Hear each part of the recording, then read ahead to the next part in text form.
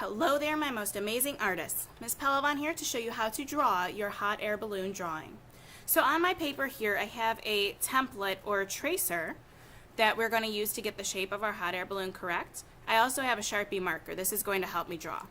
So I'm going to place my hot air balloon diagonally on my paper, trying to get the top close to the edge of my paper. I'm going to trace around the outside so that my shape is the right size. And then I'm also going to draw a basket, which is a rectangle.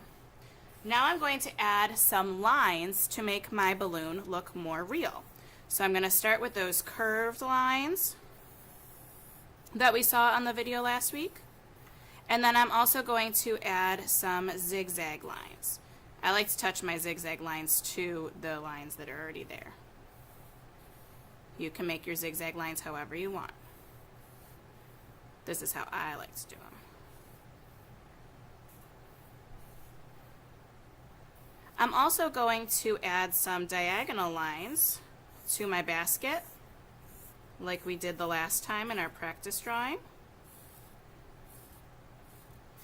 And I'm also going to write my name in the corner, so I know which paper is mine.